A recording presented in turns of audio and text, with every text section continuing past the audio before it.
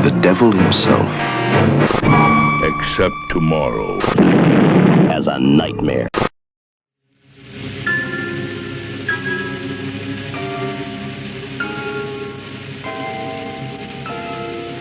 Sisters, the pledges are ready. Pledges Judy Peak and Liz Clyburn, you have successfully completed your terms as pledges and are upon the threshold of being initiated into the secret society of sisters. You have only to pass the final test, the test of courage. Upon becoming members of this society, you are immediately bound by the vows of obedience and secrecy you have taken as pledges. Any breach of these vows carries its due punishment, of which you have been told.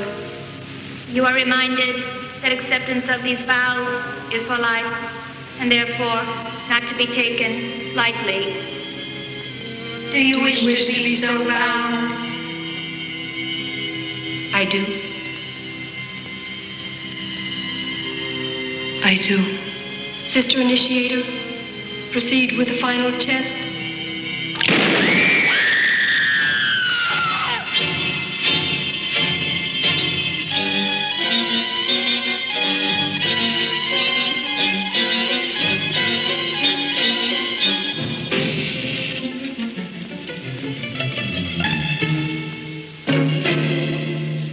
Hi, this is Russell Todd from Chopping Mall, He Knows You're Alone, and Friday the 13th Part 2, and you're listening to The Hysteria Continues.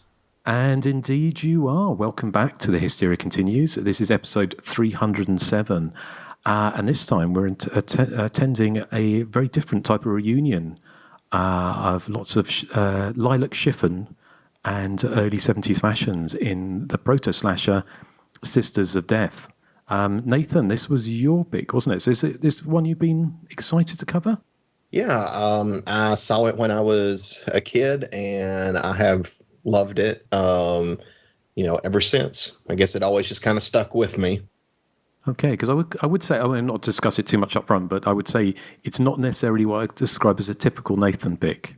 No. It's definitely not say don't go in the woods. Yeah, you could say that. You might find someone who disagrees with you on this episode. Oh, that'll be fun. Wow. Isn't that right, Erik? What? What? Who knows? Who knows? Well, we'll keep the mystery, as in, and also I would say, having rewatched Sisters of Death today, if you've not seen the movie, we will be spoiling it. So, and it does have a few twists and turns, especially in the last 10 minutes or so. So I would recommend, it's on YouTube. So it's one of those movies that's been out in the public domain, presumably, for a long time, which is a shame because as far as I know, it hasn't actually had a decent release by anyone. But anyway, so how are you doing, Nathan, anyway, on this fine and sunny day wherever you are? I'm doing fine. It's not quite sunny here. When I woke up this morning, it was very foggy. There was fog everywhere. It's like I was in the fog. Yes. And then did you open the windows and it all cleared? Thank you very much for that. How dare you? It was outside. Oh, I see. Okay, fair enough. And It was Erik, all his friends how are you outside. Doing? Yes. Well, it is sunny here in Ireland, and typically I'm sitting inside. But my washing's on the balcony, so it should be dry by the time we finish recording, which is good news. Okay. Well, fair enough. It's the unending glamour of the Hysteria Continues. Yeah, my underpants on the balcony. Erik's grunters outside. So, Joseph, how are you doing? I'm just hanging around, like Mike. Yes. Do I get that? Is that Mike? Is that Sisters of Death? The boom mic. Oh, the boom mic. I see. Yes. Right, yes. So just hanging around. The uncredited boom mic. I was expecting it to show up in the credits at the end. Although I'm sure we'll talk about that. But yeah, before we get on to the main feature, we can have a little chat about what we've been watching recently. So, Joseph, I know you caught up with what was it, Late Night with the Devil? Yes, and I actually liked this for the most part.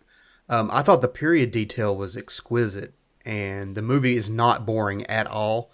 But I think one of my biggest gripes was taking it when they took the narrative outside of the broadcast and showed kind of the behind the scenes of them kind of talking about the broadcast. It really took me out of the movie a lot, and they do it a lot. And I think, just the on-air stuff by itself, if they would have included the commercial breaks, would have been a lot better. I don't typically like to compare movies when I'm trying to review one under its own merits, but this movie really reminded me of WNUF Halloween Special, which kind of did this shtick much better without compromising itself with stepping out of the narrative. And I thought, it even had better period detail on a much smaller budget, but that's neither here nor there. The period detail here is immaculate. I love that 70s talk show, that kind of Merv Griffin still hanging on to something that's no longer there. I mean, it just had that look and feel, and I loved it.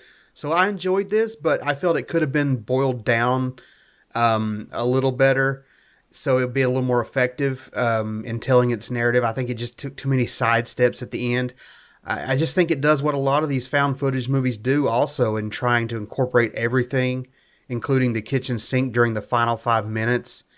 And this one does so with maybe, even more kind of unnecessary exposition, like that whole, him flashing. I'm trying to be as spoiler free as possible here, but him flashing back to a certain satanic cult, I just felt was very on the nose, when I just thought, like I said, the whole broadcast itself would have been fine on its own. So enjoyable, not boring. I would recommend it on the period detail alone. But, like I said, it could have just been a much better movie, in my opinion. Okay, thank you, Joseph. What about you, Erik? Have you seen it? I have, yeah. I would agree that the behind-the-scenes stuff sort of ruins the found footage aspect of the film, because it kind of switches from found footage to traditional narrative film back and forth. So the found footage thing never feels, quote, real. But I did like it. I went into it expecting not to like it because it was getting so much critical praise. I was scared it was going to be one of these elevated horror movies, which are becoming more and more irksome to me. You didn't say that about Old Federal 2. That is true, Nathan. But yeah, no, I was surprised that there was plenty of spectacle to the film. Like, I wasn't expecting. There's a scene involving worms, and then there's sort of a bit of a light show as well at one point. So I was delighted to see that it had sort of mainstream horror elements to it, because I was scared it was going to be one of the sort of horror films made for critics, not for audiences. So yeah, I really enjoyed it. Really entertaining. I'm not sure if it's something I would revisit that often. But in terms of hyped horror, I thought this was much better than things, recent things like Barbarian, which arrived with so much hype and then I thought was pretty flat. This one I thought did deliver. Excellent. Okay. And Nathan, have you had a chance to catch up with it? No, I wanted to watch it before this episode because you guys had, but I didn't have a chance, unfortunately. But I will watch it before the next one. Too much devil's lettuce to be eaten.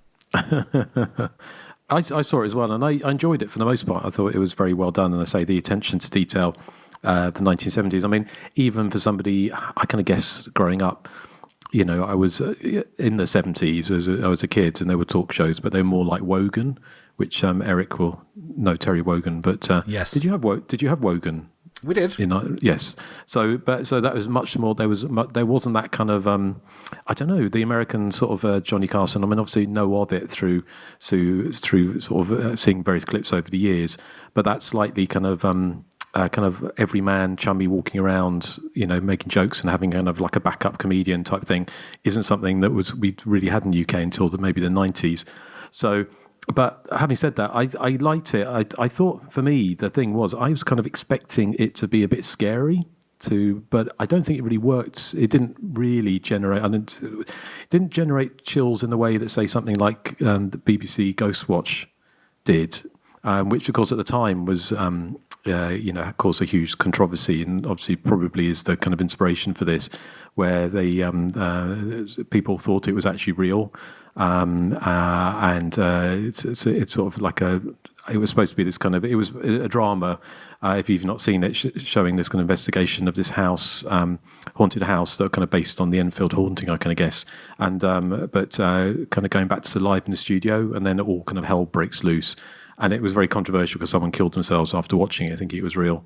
So, but Well, even Justin, with that, I just want to agree and disagree with you because while I agree that it's not scary like in the way you described the other movie, I thought the scenes with again, Nathan hasn't seen it, so I'm going to try to be spoiler free here. The scenes with the little girl before anything happens, the way she's just looking at the camera, while it's not scary, it's very unsettling, I really enjoyed that. Yeah, I think she has kind of an unnerving quality. I do think that kid, yeah, she's a great little actress. Yeah, I agree. There were certain things that are unnerving. I was expecting something, to give like a few just kind of chills in there, but I think. I a bit like you sort of said at the end of the movie, everything, it's that whole thing, everything but the kitchen sink. And I kind of guess that audiences demand that now. But there's a lot to be said for something kind of like, say, like the ending, for instance, the Blair Witch Project, where you kind of end on something that is quite chilling but ambiguous, rather than, literally the kind of people. Well, I'd say I won't go into it because obviously Nathan hasn't seen it. But yeah, I definitely would recommend it. I think it was a good film. It's just that it wasn't quite what I was expecting. I thought it was going to be a little bit more serious-minded, I can guess. But yeah, so anything else, Joseph? No, I think that's it for this week. Okay. Eric, how about you? Nothing horror-wise. I did watch Rampage in 3D, which is the Dwayne "The Rock" Johnson movie based on the 1980s arcade game. I just mentioned it because it's kind of like an updated version of Food of the Gods with three sort of giant creatures. There's a giant alligator, a giant gorilla, and a giant wolf just tearing Chicago down. It's kind of fun. 3D is quite good as well. The other 3D movie I watched, another Dwayne "The Rock" Johnson one, and I think you might like it, Justin, if you've never seen it, Skyscraper, which is kind of a disaster movie, but in 3D it works really well because... What was the name of that movie where the two girls climb the communications mast and they get stranded up there? Fall. Yeah, we were saying that Fall would have been a great 3D movie because just the height thing would have worked really well in 3D, and it does in Skyscraper. You've got, The Rock sort of crawling across the edge of this, giant mammoth structure in... It's somewhere in China, I think. I'm not quite sure. It was Neve Campbell. Yeah, Neve Campbell's in it as well. Yeah, she plays that's his right. wife. Yeah, I have seen it, but not for. I can't remember anything about it. But I didn't see it in 3D. Yeah, so there's lots of fire and crashing and having to sort of tiptoe across beams to avoid falling to your death and that type of thing. So yeah, I think it worked really well in 3D. Not a horror movie though. So I had a question about that movie, Eric. I haven't seen it. I kind of wanted to see it because I like those types of movies. But is it like Die Hard-ish in any way? Or are they like bad guys with guns or whatever? Very Die Hard-ish. Okay. So it's a mix of Die Hard. Well, I need to see it then. Yeah. Towering Inferno. Yeah. Okay. Cool. Cool. Okay. Anything else? No, that was it. Okay. And Nathan, what about you? I know you've been studying very hard on Sisters of Death, but have you had a chance to watch anything else? The only new thing I watched, I saw, a few reviews and people saying, oh, everybody's, sleeping on this movie called Lowlifes that is a new Tubi movie. I saw like good reviews and everything. So I thought, maybe this is like a hidden gem. So I went and watched it and, for the most part, it's a good movie. It's, got some twists in it, but any horror fan are going to see these twists coming from a mile away. And you guys know how awful I am at guessing it. And I had this twist guessed within the first few minutes of the movie. And I'm like, it's a shame, but I guess it's difficult to have, those kind of twists when it's been done so many times before. And to try not to give anything away, basically what it boils down to is these two families end up at this remote house that's owned by one of the families. And, the families basically kind of battle it out because, there's a group of one family is evil and the other ones are not. And, so it's kind of like a battle. I know the twist already. Wow. You haven't even seen the movie. It's kind of a battle for survival. And, for the most part, it's kind of got a sense of humor. It's not like outright slapstick kind of funny, but it is, very dark humor, I'd say.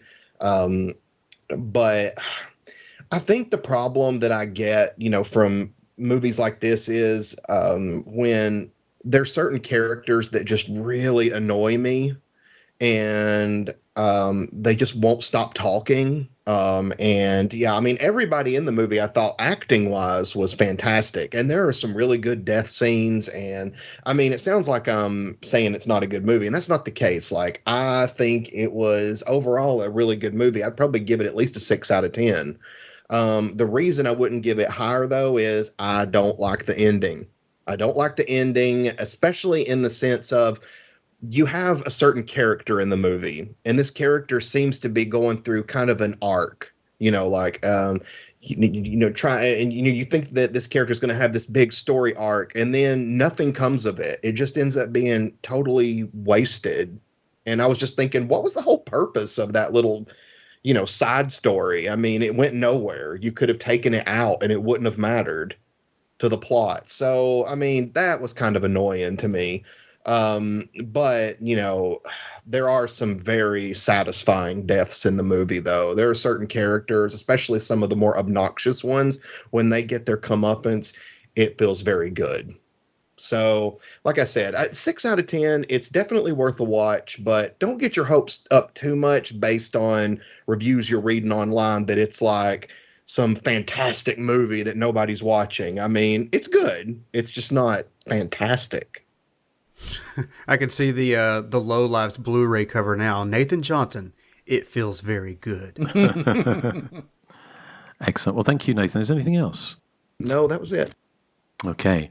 Just a couple of things, because I've been away for most of last week, so I've not had a chance to watch a great deal. But I did catch, I don't think I've mentioned this before, but I saw this from 2015 called Hidden, with Alexander Skarsgård, who was part of that kind of Danish acting family. But anyway, it was kind of, it got recommended to me, and it's talking of sort of killer twists. It's kind of a family. There's an attack on a town, and this family kind of escape to this underground bunker, and there's some kind of aliens or kind of monsters outside, and they've got to sort of try. They kind of live underground for a couple of years, and then they need to go above ground. But the world's completely changed from what they know, and there's kind of things out there that are kind of hunting them. So I don't want to say any more about it because it kind of spoiled the surprise. But it does go in a kind of very much kind of a horror type direction in the kind of second half of the movie. Has anyone seen that? What was that called again? Hidden. That sounds familiar. I think I've seen that. Was it on Tubi? Could have been. It was. It's 2015, so it's almost 10 years old. I watched a movie with that exact same plot, so I think I have seen that.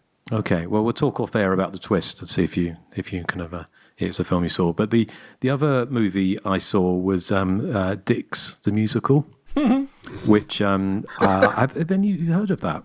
No. I thought you were going to ask, have any of you seen Dix?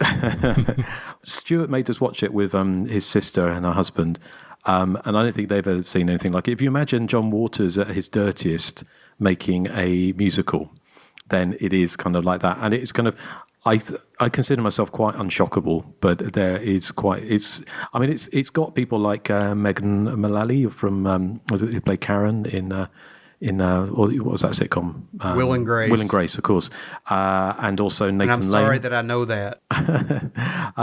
But it is just really. I mean, it's got like flying vaginas, incest. I mean, it's just like basically it's wall to wall, not depravity, but it's a musical as well, obviously, with the songs, and quite high budgeted. But it goes to places you just wouldn't expect a kind of a larger budgeted movie to go, or it's a kind of medium budgeted movie to go. So, yeah, if you're feeling in the mood, it's not one to sit down with the family, although we did. So I think they were quite shocked. Hey, Ma, you want to watch Dix? But yeah, so anyway, that's all I've been watching. So watching some Dix. Okay, well, shall we get on to the main feature? Is there even a trailer for Sisters of Death? I have no idea. Haven't looked into this yet, but you'll hear something or see something on YouTube. Okay, right. Well, after this, whatever this is, Nathan will bring us back and tell us why he chose this movie, supposedly from 1978 or 77 or 1980, but actually has slightly earlier. 72. 72, yeah. Indeed, when it was made. So You just stole half of my trivia. That's all the trivia we've got for this movie, I think. Yeah. But anyway, Nathan, take it away. You get nothing. You lose. Good day, sir. 6 lovely high school girls are involved in initiation ceremonies for their exclusive society, the Sisters. A shot from a presumably harmless pistol, part of the initiation ritual, kills Elizabeth. 7 years later, each of the remaining sisters receive identical letters inviting them to the reunion at a remote castle. That night begins a reign of terror and madness as Elizabeth's death is revenged. Now, if you're wondering why I said it that way, it's because that's the way they talk at the beginning of this movie. Yeah. No, we got the joke. Yes. Bravo, by the way. Thank you. Thank you very much. That was my joke of the week. But yeah, so Sisters of Death. You've already trumped Erik, and he hasn't even told his yet. Hey. I saw Sisters of Death on the Interglobal home video label when I was really young. I don't remember exactly how old I was at the time. I just remember that my friend's parents had it on a VHS tape and we watched it. And, you know, they seemed to be very bored of it, but I was enthralled. I'm like, oh my God, it's a slasher. Like they're all being, you know, taken to this mansion and it's surrounded by an, electrified fence that they can't get out, and somebody's picking them off one by one. Now, granted, the slasher movie, the slasher elements, like the death scenes and stuff, they're not very slasher-esque, except maybe the scissors death, where one woman is stabbed in the back with a pair of scissors. The other ones, kind of more like strangulation. I think one of them has a snake thrown in a cellar with her, things like that. But, what happens is, they have the initiation ritual at the beginning, and it is a weird case. And I'm about to give away the other bit of trivia I have. So here's trivia. It was really weird to me because they're obviously playing some kind of Russian roulette, but the gun they're using is not the gun you would use for that. Because the Russian roulette, they put a bullet in the cylinder and spin it.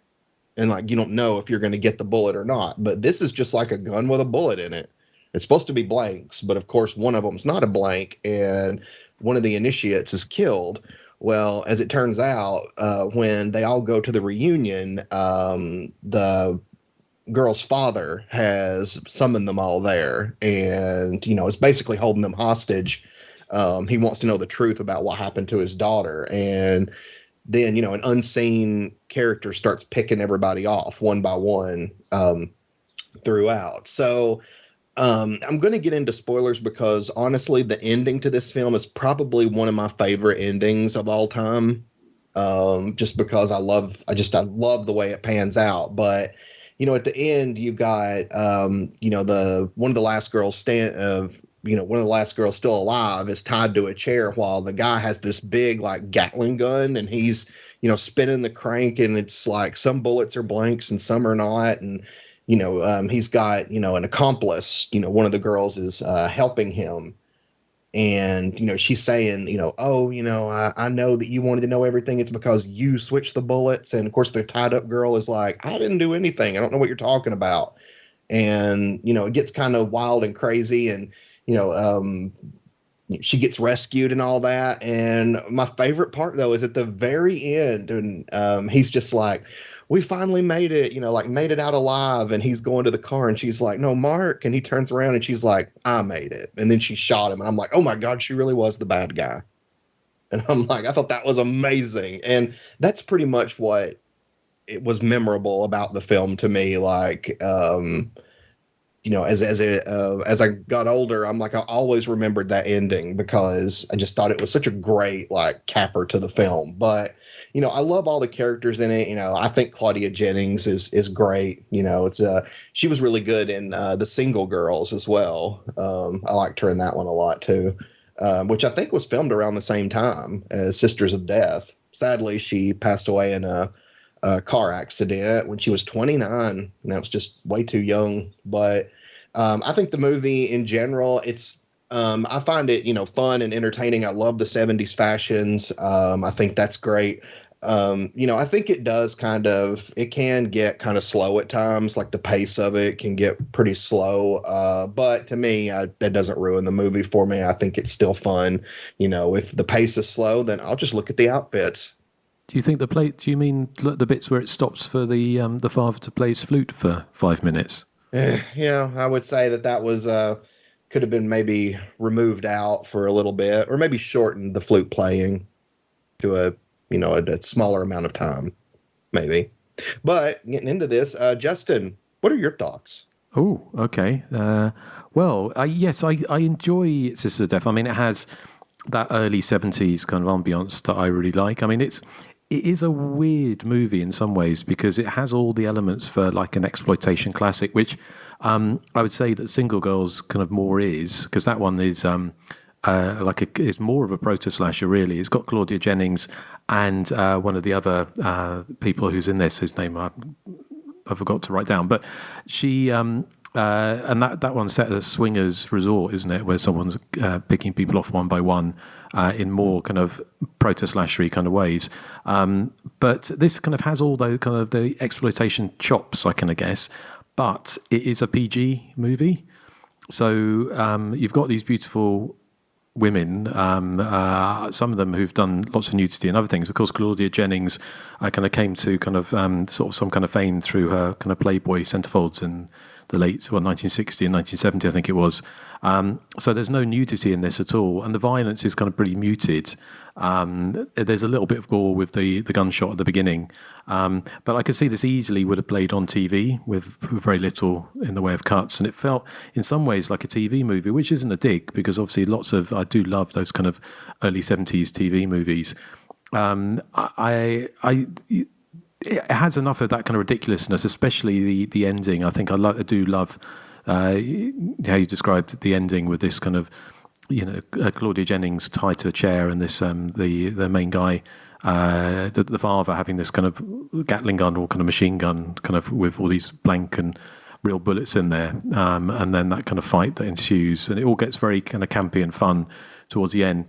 I think some of it feels like it is a little bit meandering during the middle. I mean, other bits I kind of it's because it doesn't. The other thing I liked about it, actually, so before I say that, is that the fact is it does kind of twists and turns. You don't expect. You think it's going to be much more mundane in its kind of approach. So you kind of think that the father is the one doing the killings, and it turns out not to be the father, and it turns out to be, as you said, to Claudia Jennings' character, who had organised the Russian roulette to go wrong and kill the girl because she was jealous of her because she was prettier, and she's, although quite how she managed to smuggle in, or why she would have brought tarantula and the rattlesnake to the house if she wasn't bound to kill everyone, I don't know.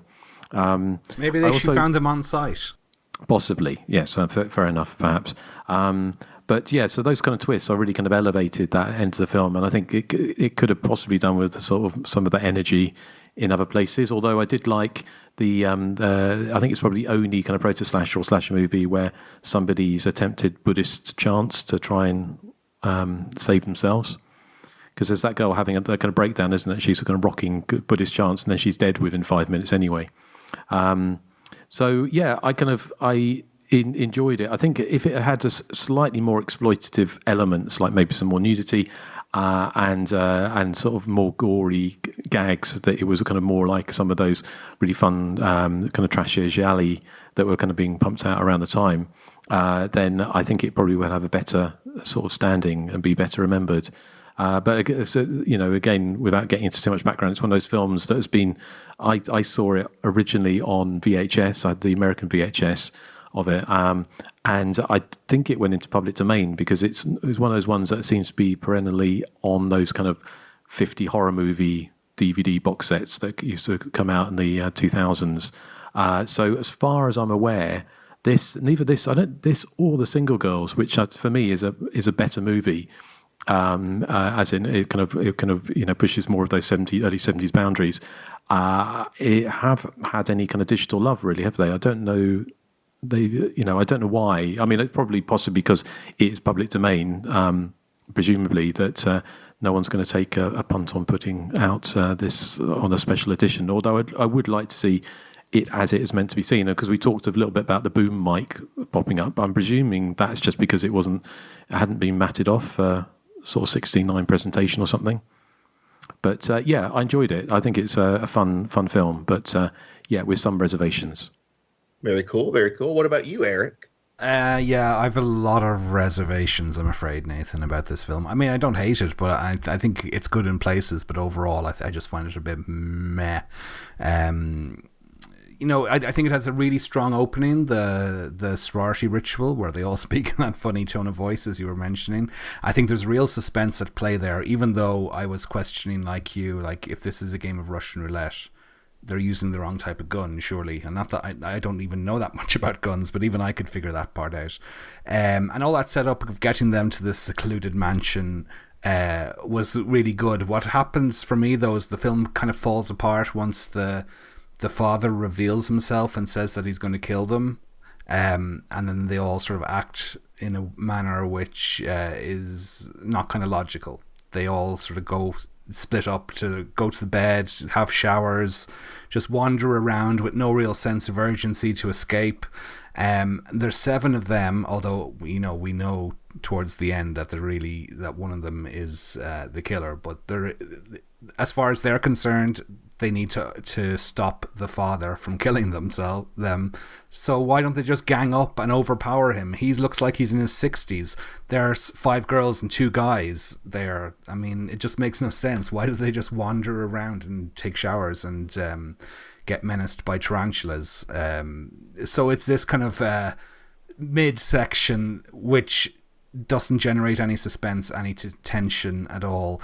Like Justin was saying, I would love to see this in maybe a cleaned up version as it's meant to be seen, because some of the scenes of them wandering around are quite dark. It's hard to make out. I mean, there's one point where one of the characters is attacked, I think, by a rattlesnake. I couldn't quite make it out, but you mentioned that somebody is killed with a rattlesnake, so I'll take your word for it. That's what I saw, but it was difficult to make out watching it this week. I did love some of the setup for some of the characters, like catching up with the girls 7 years on, including the hippie chick with her, her hilarious sort of pseudo spiritual gobbledygook. I love when she's having that chat with her guru at the start of the film, and he's like, "There is no truth anywhere. The true is nowhere to be seen. You think you've seen the true, then your seeing is not a true one." It's like, what? Sorry, what do you mean? I thought Francie was fun as well, trying to get out of the speeding ticket by pretending she was busting for a piss. But the thriller portion for me was really underwhelming and unthrilling and pedestrian. I thought the death scenes were totally lacking in any kind of suspense and just were really flat. I did like the ending, though. I mean, the ending has a couple of twists to it that really bring the film to life, but it's kind of too little, too late. For me, it's a film with a good opening sequence, a good closing sequence, but the bit in between, it's just not slashery enough for me, I suppose. So I'm not a huge fan of it, I'm afraid. But it's not an awful film. It has good moments, but for the most part, I found it kind of meh. Sorry, Nathan. Oh, no problem. I mean, you guys often don't like the movies I pick, so... Joseph? Yeah, I mean, for a movie filmed in 1972 and released in 76 or 77, it sure feels like a right piece of 80s cheese to me, and that's pretty much a good thing in my book. I mean, Erik made a lot of the same points that I had. Why don't these characters overpower the dad? I mean, what is this obsession with taking showers in the middle of all this nonsense going on? Going into this movie for the show, I'd seen it before, and I remembered it being, I guess, somewhat classier. It's actually really silly and far-fetched, so much so that it becomes kind of like this bad movie art form meant for something like riff tracks, which is why they did do a riff on it, I suppose. But, it being silly is definitely not a bad thing at all. I mean, I love how the plot gets so ludicrous by the end of the film. The bad guy has a Gatling gun set up in the attic, and he's ready to use it. And I admit to laughing out loud at the motive of his accomplice, which, yes, there is a second, or I guess a third killer, more or less.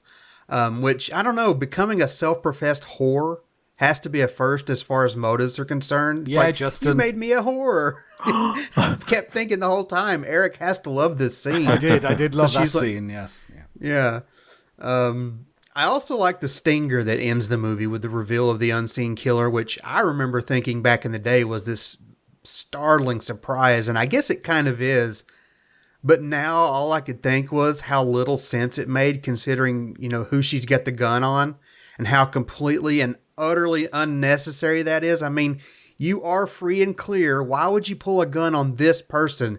This is the one person who could corroborate your story. Exactly. Yeah, so it makes no sense whatsoever. I also like that you can more or less, like Justin said, you can make a drinking game out of the encroaching boom mic. I mean, it just keeps happening, and I know it's probably a matting issue, but it was like that piece of tape stuck to the lens in Night of Horror. That's what it reminded me of. Let's see. It's got some great 70s atmosphere in spades, and the score is appropriately good in that respect too. And I don't know, despite it being put together with little to no care overall, I don't know. I think it's just a lot of dumb fun. And it certainly should not be taking the least bit seriously. I mean, there's nothing here that's going to turn heads plot-wise. There's nothing, that you could draw parallels between the film and the real world. So there's no, dissertation to get into about this movie. There's really not much here at all, except pure goofiness masquerading as this 10 Little Indians clone. And, sometimes that's perfectly okay. So thumbs up for me, even if it is for the quote-unquote wrong reasons. I still had a lot of fun with this. Awesome. Glad to hear you all at least got some kind of fun out of it. Now, did any of you guess the final twist? I don't think I did, no. No. I'm trying to remember when I so. watched it first, yeah. Yeah. Yeah, I don't remember if I did or not. I think you showed this movie to me when we first met, so that's the first time I'd seen it. But I remember being somewhat surprised, so probably not. Okay. Because, I think that's my thing is that I loved the twist to it. But, I guess, that's Sisters of Death. At least I was going to say we could move on to background, but we've said my background already. Why did Claudia Jennings' character want to kill them all? None of them suspected that she had anything to do with the sorority death, did they? That's the one thing I was wondering. I mean, what exactly is her motive? Is it that she just wants to be number one in everything? She wants to be the number one survivor? That was her reason for killing Liz. But I think that the reason she killed, I don't think she went there, obviously with the intention to kill, but once she realized that the dad suspected what was going on, I think it was a matter of her just wanting to take out any potential witnesses. So kind of a cover your tracks. Okay, that makes sense. Yeah. And I don't think it makes sense why she would kill Mark except just to have that little sting in the tail of the film. Because like you said, Mark would actually back her up. Yeah, but his polo neck was disgusting. But, then I'm also thinking, there's so many movies where, I guess that happens. Because I always laugh about that movie Intruder when he goes and kills, like, certain characters that actually could have, like, basically, like Joe said, corroborated his version of the story. And then he kills them. And I'm like, they could have helped you. But, I guess if you're just addicted to killing, you're addicted to killing. Well, I have a tiny bit of background. Well, just one bit of it's trivia more than background. So Joe E. Tata, who plays the character that's not Mark, this is how good my research is. He's the male, and he was most famous for being Nat in Beverly Hills 90210, who is the owner of the Peach Pit, which is the diner they all hang out at. And in season 6 of Beverly Hills 90210, Brandon, played by Jason Priestley, is organizing a Roger Corman film festival at his university. And they discover that Nat appeared in a Roger Corman movie called The Unholy Rollers. So Joey Tata is really in The Unholy Rollers. So they basically fix the credits of The Unholy Rollers to make it look like Nat, whatever his surname is, was the actor's name. So they're watching him in his Roger Corman past in Beverly Hills 90210. And the film also stars Claudia Jennings as well. So she has a cameo appearance in some archive footage. So there we go. That's a nice bit of trivia. Well, I'll remember where I was when I heard all that. Yeah. Well, what have you got, Joseph Henson? Mostly just one anecdote and one question. I wanted to briefly mention that old Interglobal VHS release of Sisters of Death that we had here in the States, and how you could not escape finding that tape anywhere. I mean, it was everywhere. Nathan and I think I mentioned this on an episode a while back, but Nathan and I discovered this place called Movies for Sale in Knoxville, Tennessee, back in the early 2000s. And it was just this huge open warehouse with all these folding tables filled with VHS tapes. I mean, it was like an ocean of them. And I mean, I'm not even kidding.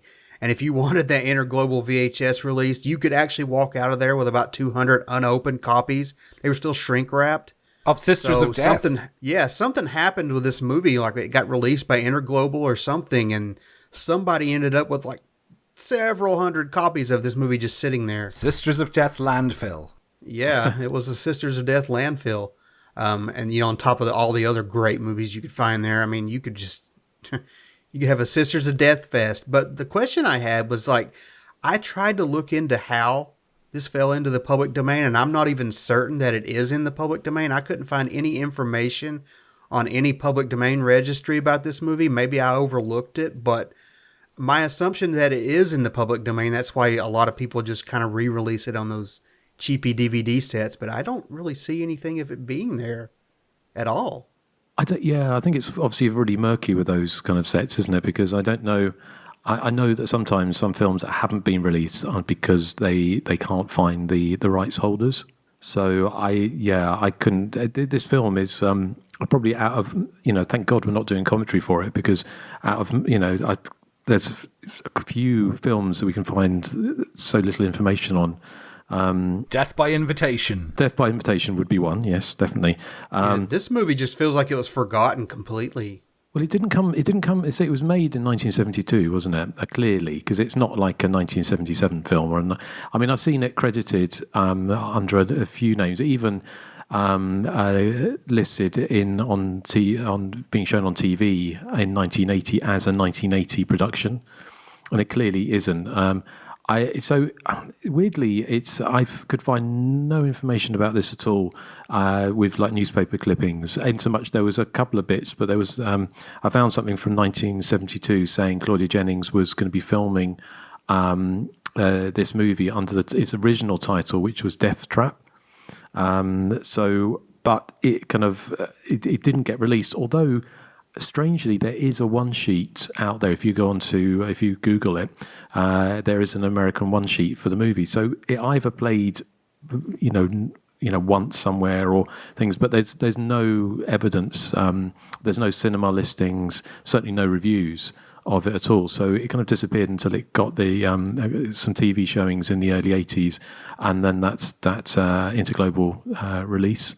So, but apart from that, there's very little on this. I say it's got a great, I think the cast are pretty good.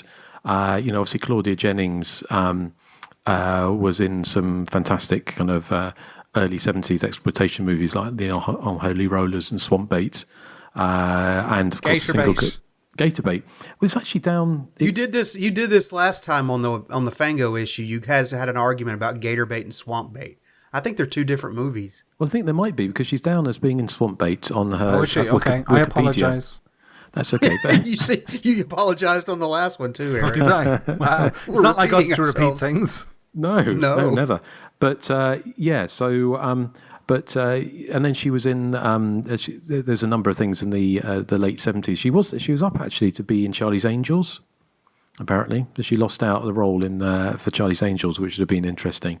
But she died, as Nathan mentioned, in a car crash to the age of 29 in 1979. So I like her in this. I mean, I think she's kind of quite an understated actress, isn't she? She's quite like unreadable, I kind of guess. But and I liked some of the other characters. I especially liked Sherry Howell as Sylvia. I thought she was really good. So I mean, that's pretty much all I can find on it. The director He didn't do very much apart from this. Joe Mazzucca, who passed away in 2002, and he went on to do producing on quite a lot of TV shows. But there's also a film called Trampa Mortal, which I think basically sounds like the Mexican literal translation of the original title Death Trap. So it's listed as a 1972 movie on IMDb, but it is Sisters of Death.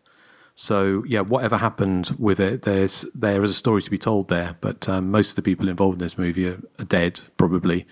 Certainly the director Claudia Jennings and some of the other cast. But yeah, I'd love to see Vinegar Syndrome or someone pick it up and just don't ask us to do a commentary. Don't ask us to do a commentary unless we can find some more information. But yeah, it is one of those movies because it just didn't get released or didn't get any kind of sizable or noticeable release at its time, so that's why, and especially, which is strange in a lot of ways, because Claudia Jennings was at her prime in a lot of ways at that time. She had been Playmate of the Year, I think, 1969, 1970, and I found some interviews with her from 1972. She doesn't mention the movie, but she talks about doing acting, and she says that the only thing she ever gets asked is was Hugh Hefner gay?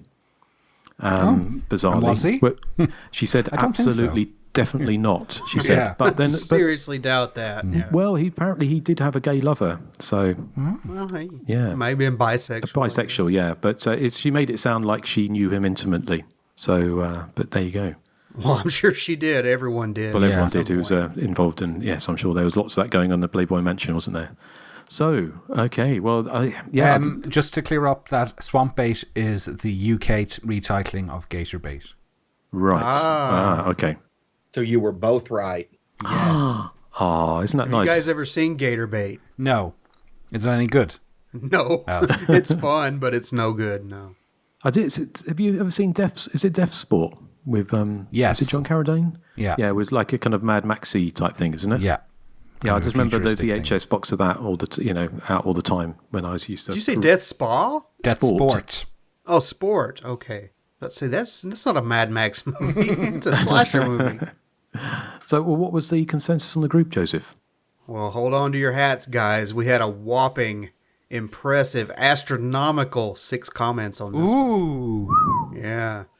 So here's the top 2 from the 6. Tim S. Turner writes, fairly entertaining. The riff tracks of this is hilarious. Yes, I did mention this was riff tracks. And Sean Guerrero says, has a really promising initial 10 Little Indians premise, but its execution with subpar acting, uneven pacing, and plotting hurt the film.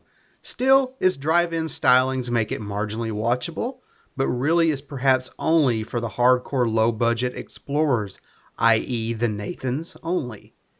In quotation marks.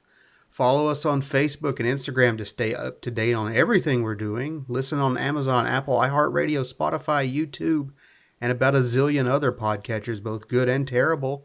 Join us on Patreon for as little as $1 per month to help support the show, or if you're financially inclined to do so, select one of those tiers that fits your budget for that extra monthly bonus content. And I should note that up to about 172-ish, I want to say it's the Descent episode for our Patreon. All that stuff is pretty much available if you sign up for just the base $1. So even if you just sign up for the $1, you're going to get some bonus content. But that's patreon.com/The Hysteria Continues, all one word. And that goes for our email address as well. The Hysteria Continues @gmail.com. Justin, please. Okay, and I was going to say another bonus if you sign up for Patreon is you get to hear the show's not ad-free because we have no ads, but joke-free. So unfortunately, if you don't pay, then you have to listen to this. It's my joke of the week. It's so freaking fantastic. Who is the most under the weather member of the cast? Claudia Jennings. Claudia Jennings. Oh. I lied about that. You do actually get the joke, even if you pay for it. Unfortunately. How rude. Maybe we could set up a tier where we'll edit them out, if they pay another higher price. Sorry, what was that? Fat dried up whore! Oh, you're a fat dried up whore. That's right. Oh, yes. Oh, Fat dried up whore.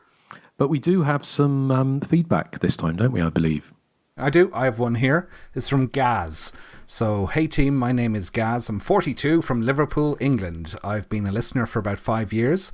I'd always been a fan of slashers, but never ventured far away from the obvious big names like Freddy and Jason. I decided to get a list of every single slasher movie ever made and watch them all. Yes, a hard list to compile, and it grows all the time. Misses. I'm 582 movies through a list of 1,100 movies. That's quite a lot of slasher movies. Some have not been actual slashers. Some have been slasher-esque with the tropes. I have discovered loads of movies I had never seen before, like the 70s and 80s Giallo movies, Strip Nude for Your Killer, Torso, Deep Red, Eyeball, The New York Ripper, and so many more. I've fallen in love with some of the crappy Nathan movies too. Crazy Fat Ethel and Death Nurse being their own brand of fun. They certainly are their own brand of something, yes. Some of my absolute favourite movies I've found have been Alice, Sweet Alice, Eyes of a Stranger, The Lift, The Eyes of Laura Mars, and Intruder. I love your podcast, and it feeds me with so much horror wisdom and laughs. And this is the most important bit of this email, guys. I love Erik's joke of the week. He really does like the puns.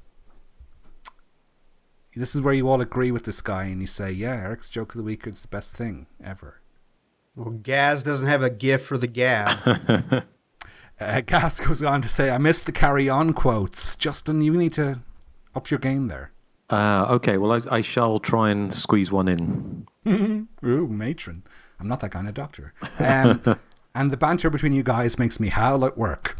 I just watched the 2005 movie Killer Campout, which feels like a Nathan-esque movie. Shoestring budget, crappy acting, fun effects, and cheese everywhere.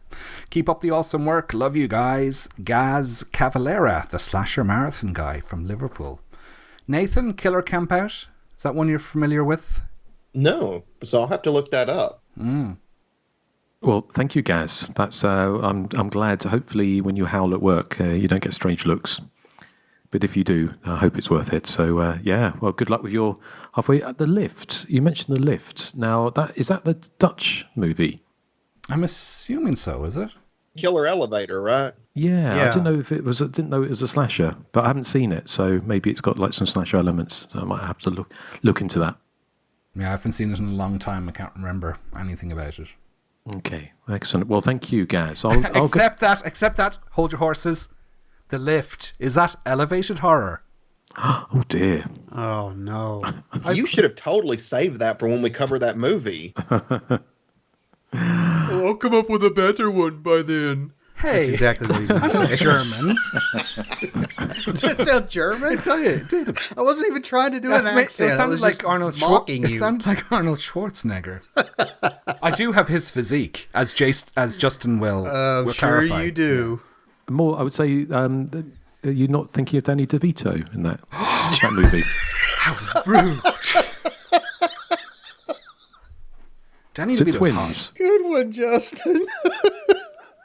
I remember you being very cuddly, Erik. Thanks. So anyway, we'll gloss over that. But I'll just go next, only because it's in the list here. So, and there's one for Nathan as well. But this one says, greetings from a long-time listener who never had the courage to write in until now. My name is Terry, and I just wanted to pass along my appreciation for your show, which I cannot believe has been going strong since 2011, and neither can we.